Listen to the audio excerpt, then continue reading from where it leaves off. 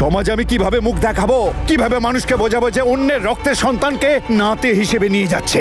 চুপ করো বাবা, চুপ করে যাও তুমি। এই সম্বন্ধে তোমার যদি সমস্যা থাকতো তুমি বাড়িতে বলতে পারতে। এনাদের অসম্মান করছো কেন? সিমরানের সম্পর্কে কোনো কথা বলবে না। আমি কি এইসব কথা বলবো বলে ভেবে এসেছিলাম নাকি? ইনি তো নিজের মুখের খিলটা খুলে দিয়েছেন। যখন অন্য কোনো মুরগি পায়নি তখন তোকে মুরগি হিসেবে জবাই করার কথা ভেবেছেন, উল্টে আমাদেরই অপমান করছেন। অসম্মান তারই হয় যার সম্মান থাকে। আরে তোমার কি সম্মান আছে সেটাও আমি ভালো করে জানি। আমি ভুল কিছু করবার আগে বেরিয়ে যান আপনি। এই সম্বন্ধ হবে না। আরে আপনি কি ভাঙবেন বিয়ের সম্বন্ধ? তার আগে আমি ভেঙে দিচ্ছি এই বিয়ের সম্বন্ধ।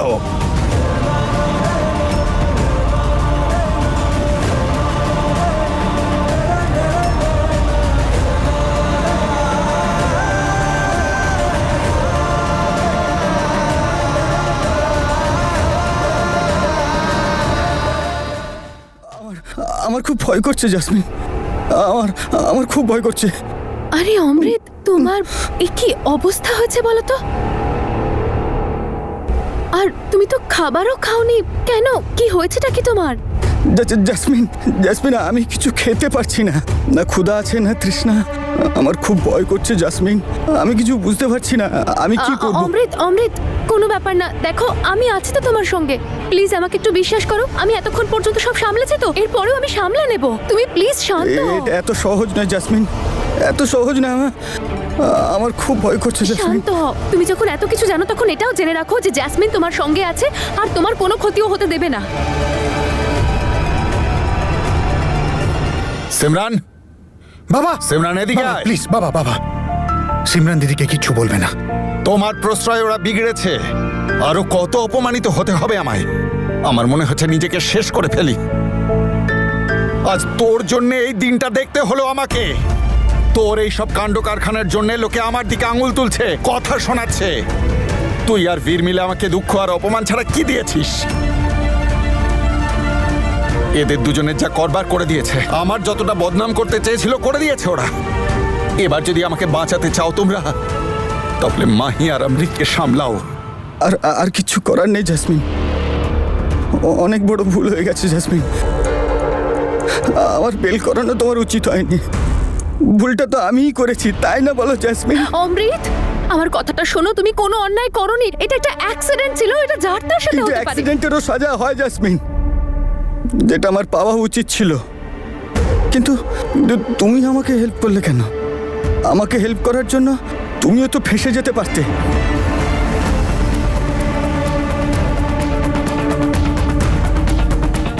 জাসমিন,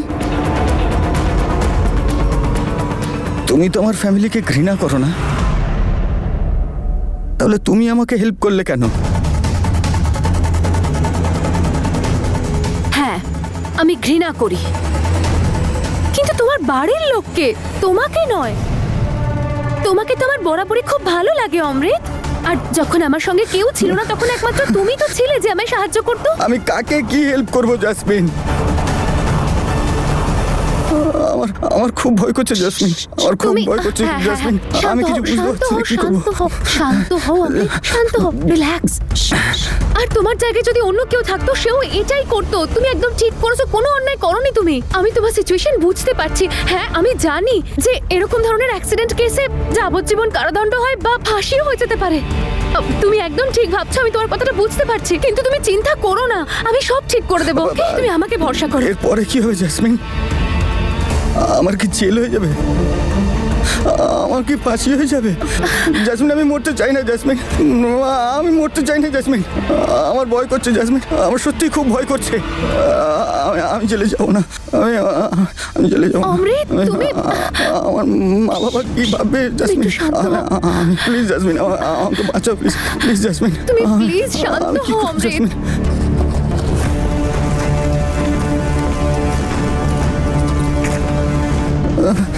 এই নাও, তুমি আগে এই ওষুধটা খাও তো। এই নাও, প্লিজ মুখটা খোলো, নাও জল খাও।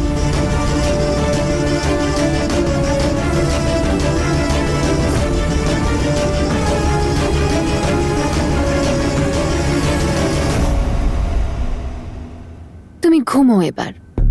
Good night. আসলে কি বলতো অমৃত, বীর আর তনুকে সারপ্রাইজ দেওয়ার জন্যে আমার তোমাকে ট্রেনিং দেওয়াটা যে ভীষণ দরকার। ওকে?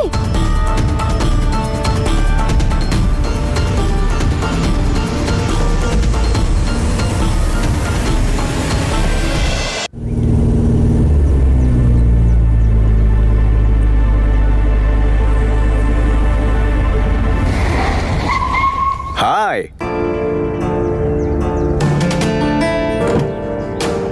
তনুরিটা রাস্তার মাঝখানে কি হলো? ওই কিছু না, এমনি। আসুন বাড়ি ছেড়ে দিই। না, স্কুটি আছে তো আমার কাছে। আরে কি হয়েছে? কিছু না তো। তনু ম্যাডাম, এতটা বন্ধুত্ব তো আমাদের মধ্যেই ছিল যে মুখ দেখে পরিষ্কার বলে দিতে পারবো কিছু তো একটা লুকোচ্ছেন। বলুন। ওই অ্যাকচুয়ালি অঙ্গদ, সিমরান দি আর এক সেকেন্ড। হ্যালো,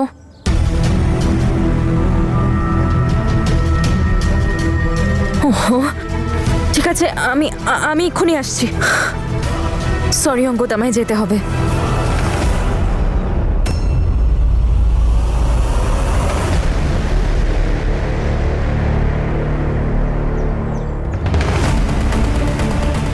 কি হলো বলুন না, কোথায় যাচ্ছেন? আমি এখন কিচ্ছু বলতে পারবো না।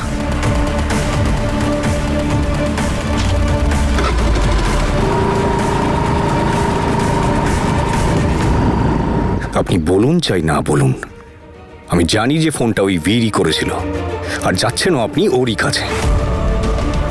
ব্যাস, এখন আমি এই ড্রামাটা সাইডে বসে আর দেখব না। আমাকেই দেখছে কিছু করতে হবে। ওই বীরের পাল্লায় তো আপনাকে আর পড়তেই দেব না, আমি বলে দিলাম। আমার সিমরান দিকে নিয়ে চিন্তা হচ্ছে। কথা হয়েছে আমার সাথে, বেচারা কেঁদেই যাচ্ছিল। বলছিল যে একবার বাবার মন ভেঙেছি, আবার এরকম কিছু করতে চাই না। বীর, তোমায় দিদির খেয়াল রাখতে হবে। দিদি ঠিক এই ব্যাপারটা নিয়েই ভয় পাচ্ছিল, আর সেটাই হলো যেটা নিয়ে ভয় পাচ্ছিল। যা হয়েছে সেটা ভুলতে একটু টাইম লাগবে দিদির। তনু, তোমার ওখানে থাকা দরকার ছিল। তুমি ওখানে থাকলে এইসব কিচ্ছু হতো না। তুমি ওখানে ছিলে না, আমারও মাথা কাজ করছিল না। এখন আর এইসব ভেবে কি লাভ? যা হওয়ার সেটা তো হয়েই গেছে। এবার এটাই ভাবতে হবে যে এরপর কি করব। তুমি কিছু ভেবেছো? এখন দুতরফেই সবাই রেগে। সবার রাগ কমুক একটু, তারপর ভাববো যে কি করব।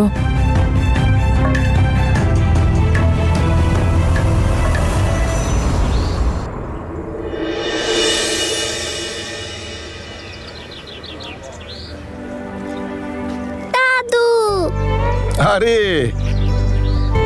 বল ক্যান্ডি, তুই এখানে কি করছিস? আমিও সেবা করতে এসেছি একা? তনু আন্টির সঙ্গে। নমস্কার বাবা। ভালো থাক মা। তুই এখানে ক্যান্ডিকে নিয়ে এসেছিস কেন? ওই ওপরওয়ালার কাছে ওর কিছু চাওয়ার ছিল। কি? আপনি ওকেই জিজ্ঞেস করুন। হ্যাঁ দাদু ভাই, বল আমাকে কি প্রার্থনা করলি? আমি চাইলাম হচ্ছে পুজো আঙ্কেল যাতে আমার বাবা হয়ে যায়।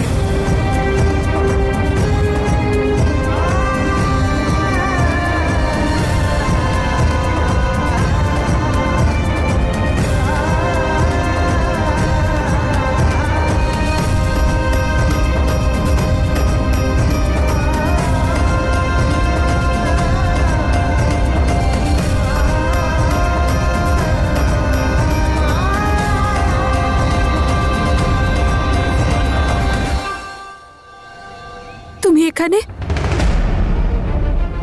যদি তোমাকে এখানে কেউ দেখে ফেলে তো? তুমি এখান থেকে যাও, আমার তোমার সাথে কোনো কথা নেই। এরকম বলো না সিমরান। আমি আমার পরিবার ছাড়তে পারি, কিন্তু তোমায় ছাড়তে পারবো না। না বোঝো, আমার কাছে বাবার সম্মানটাই আগে। আমি একবার বাবাকে অনেক কষ্ট দিয়েছি, আমি আর দ্বিতীয়বার এরকম করতে চাই না। তুমি প্লিজ এখান থেকে চলে যাও। আজকের পর থেকে আমার সাথে কথা বলার বা দেখা করার কোনো চেষ্টাই করো না, বুঝো? যাও।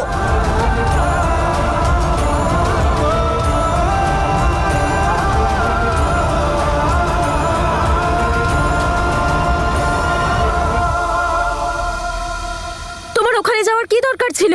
একটু বুদ্ধি নেই? যা হয়েছে তাতে সিমরান দি এত টেনশন করছে, আর তুমি দেখা করতে চলে গেলে। যদি বাবা ওখানে পৌঁছে যেত? তো আর কি করতাম আমি? আর আঙ্কেল কিছু জানে না এমনটা তো নয়। আমি আর ভয় পাই না, ভালোই তো বেসেছি, কোনো অপরাধ তো করিনি যে মুখ লুকিয়ে থাকবো। ভাই বুঝো, আমরা আছি তো, সব ঠিক করে দেবো, একটু ধৈর্য ধর। আর ধৈর্য ধরতে পারছি না ভাই। আর সিমরানটাও তো না, দেখা তো দূরের কথা, ফোনেও কথা বলতে চাইছে না। এইভাবে আমরা একসাথে থাকবো নাকি? বীর, তুমি বুজোর বাবার সাথে কথা বলো, বাবার সাথে আমি কথা বলবো। কাউন্টডাউন তো শুরু হয়ে গেছে জেসমিন। ব্যাস, কালকের মধ্যে যদি কোনো ফাইনাল জবাব না পাই তাহলে চুলোয় যাও তুমি আর তোমার সারপ্রাইজ। আমি আমার প্ল্যান শুরু করে দেব। ব্যাস, এখন আর নয়। তনু ম্যাডামকে বীরের কাছে দেখতে পারবো না আমি, কোনোভাবেই না।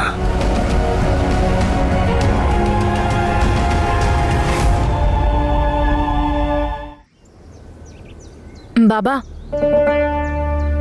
তনুমা,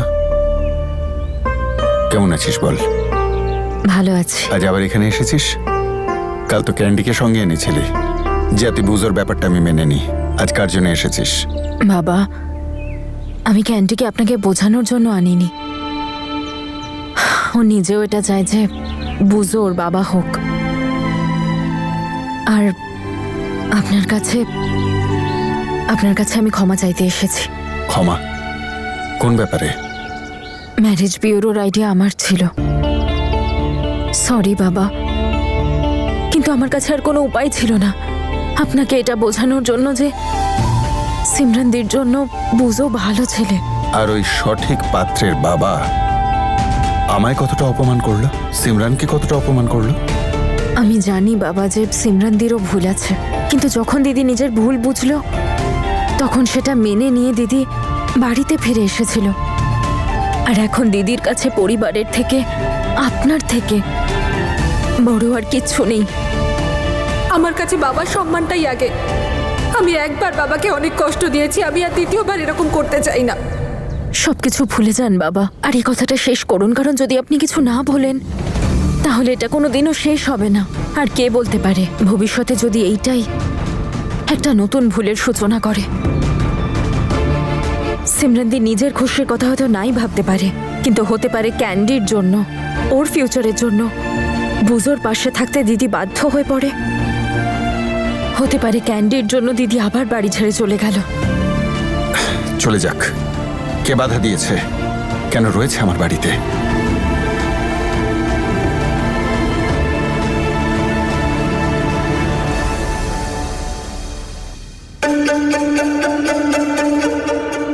অমৃত, অমৃত, অমৃত, গুড মর্নিং। Good morning. ঠিক আছো তুমি এখন? বেটার। আচ্ছা, আর টাইম ওয়েস্ট করো না। কালকে থেকে তুমি কিচ্ছু খাওনি। আমি তোমার জন্য ব্রেকফাস্ট রেডি করেছি, ফ্রেশ হয়ে খেয়ে নাও। কি হয়েছে? এভাবে কেন দেখছো আমায়? তুমি এতটাও খারাপ নয় জেসমিন, যতটা সবাই মনে করে। এইসব কথা পরে আলোচনা করা যাবে, এখন চটপট ফ্রেশ হয়ে খেয়ে নাও, যাও।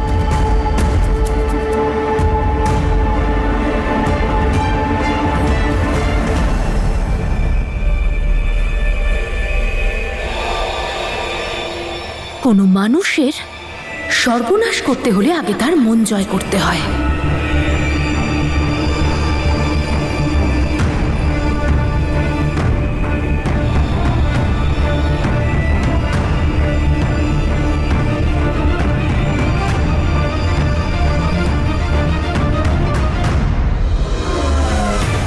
তুমি তোমার বাড়ির লোকের থেকে কয়েকটা দিন দূরে থাকো, সেটাই তোমার জন্য ভালো হবে।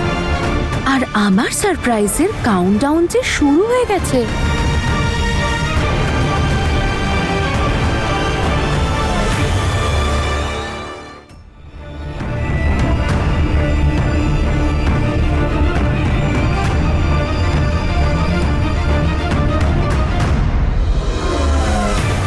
তুমি তোমার বাড়ির লোকের থেকে কয়েকটা দিন দূরে থাকো, সেটাই তোমার জন্য ভালো হবে। আর আমার সারপ্রাইজের কাউন্টডাউন যে শুরু হয়ে গেছে।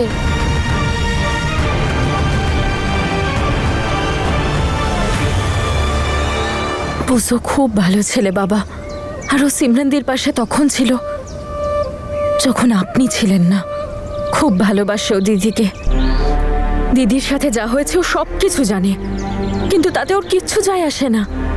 ওর প্যারেন্টসও সব জানা সত্ত্বেও বাড়িতে গিয়েছিলেন, কারণ ওরা নিজের ছেলের ভালোবাসা, সিমরানদের প্রতি ওর ফিলিংস বোঝেন, আর সেই জন্য দিদিকে নিজের বাড়ির বউ বানাতে চান। সেই জন্য বলছি, ক্ষমা করে দিন, ভুলে যান সব। এখন শুধু শুধু নিজের মেয়ের খুশির কথা ভাবুন। চেষ্টা তো আমি করছি মা, কিন্তু ওর ভুলগুলো ভুলতে পারছি না। অন্যায় ভুলে যাওয়ার একটাই রাস্তা বাবা, ক্ষমা করে দেওয়া। ক্ষমাই তো যে অন্যায় করে তাকে নিজেকে শোধরাতে আর প্রায়শ্চিত্ত করতে সাহস যোগায়।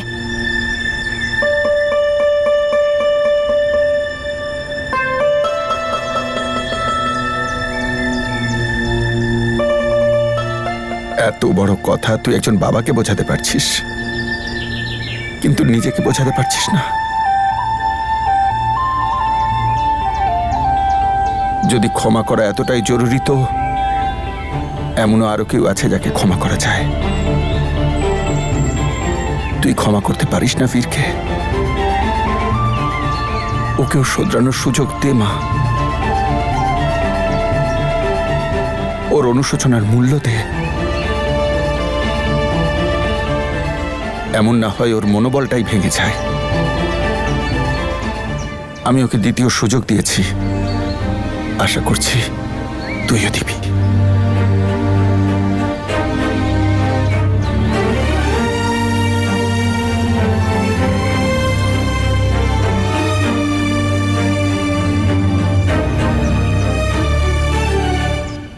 আঙ্কেল, বাবার হয়ে আমি আপনার কাছে ক্ষমা চাইছি।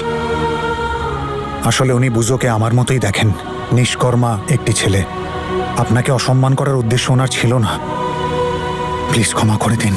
তুই কেন আমার হয়ে ক্ষমা চাইছিস?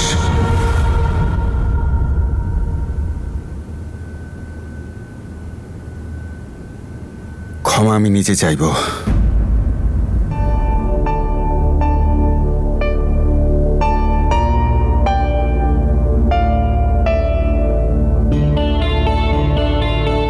দাদা, বৌদি, আমি আপনাদের যা যা কথা বলেছি তার জন্য আমি খুবই লজ্জিত। আমায় ক্ষমা করে দিন।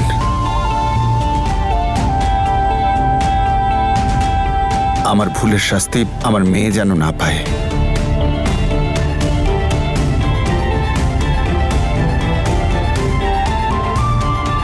আমি তোর কাছে অপরাধী বাবা।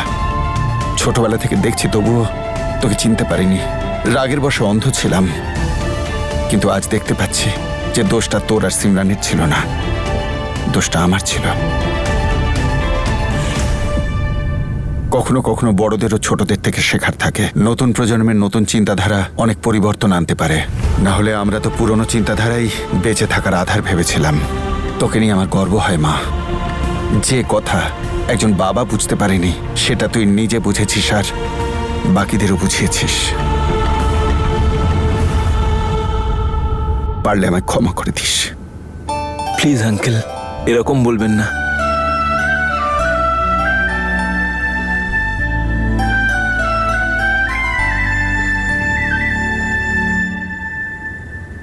আপনি আমায় ক্ষমা করবেন না?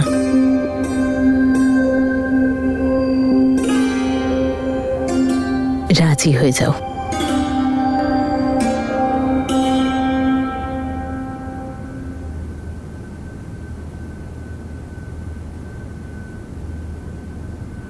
এবার চুপ করুন দাদা। কাল রাগে মাথা গরম করেছিলেন, আজ আনন্দে আত্মহারা করে দিতে চান।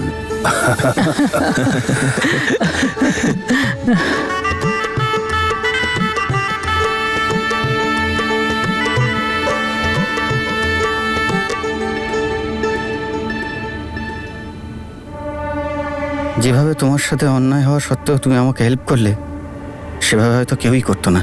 Thank you so much. আমার মতে এত তাড়াতাড়ি কাউকে বিশ্বাস করে নেওয়াটা কিন্তু ঠিক নয়। যুগটা কিন্তু বেশ খারাপ। অ্যাকচুয়ালি তোমার বাড়ির লোকেরা না একদম ঠিক বলে আমি খুব খারাপ। ভালো তো শুধুমাত্র তোমার তনু বৌদি। শান্ত, ভদ্র, গুণবতী, বুদ্ধিমতী, তাই না? আমার আর কি, আমি তো এরকমই, মিথ্যেবাদী, ঠকবাজ, স্বার্থপর, শুধু নিজেরটা ভাবি। তুমি না প্লিজ আমার ব্যাপারে কোনো ভুল ধারণা পোষণ করো না তোমার মনে, কারণ আমি মানুষের সাহায্য শুধুমাত্র নিজের স্বার্থের জন্যই করি। এটা তুমি কি বলছো জাসমিন? তার মানে তুমি আমার বেল শুধু নিজের স্বার্থের জন্য করিয়েছো? আমি তোমাকে বাইরে এনেছি আমার স্বার্থ সিদ্ধির জন্য আর আমার একটা কাজ করার জন্য। আর যদি তুমি সেটা না করো তাহলে আমি তোমাকে আবার ভেতরেও পাঠিয়ে দিতে পারি। তুমি আমার থেকে কি চাও জাসমিন? কংগ্রেচুলেশনস দিদি।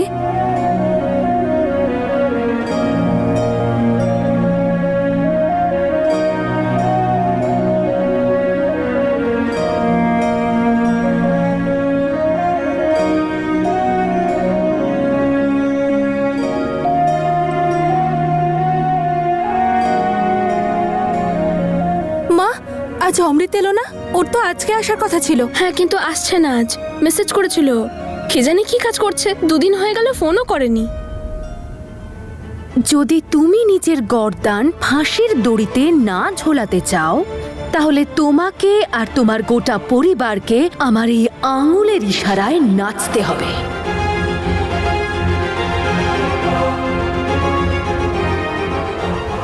আর ওদেরকে একদম সেটাই করতে হবে যেটা আমি ওদেরকে করতে বলবো। অমৃত, ওরা শুনবে তো আমার কথা? রাজি হবে তো আমার প্রস্তাবে? তোমার প্রাণ বাঁচানোর জন্য?